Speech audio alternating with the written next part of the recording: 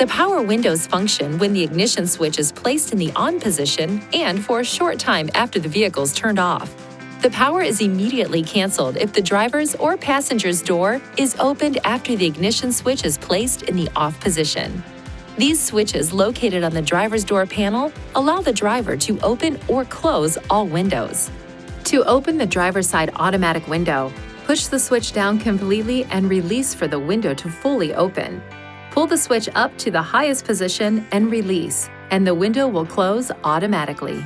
To stop the opening or closing of a window at any point, push or pull the switch in the opposite direction.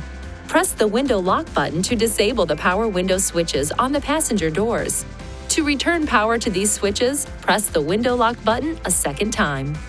If the power window automatic function does not operate properly, it is recommended you visit a Nissan dealer. To open the manual rear sliding window, if so equipped, squeeze the handles on the lever and slide the window open. Please see your owner's manual for important safety information, system limitations, and additional operating and feature information.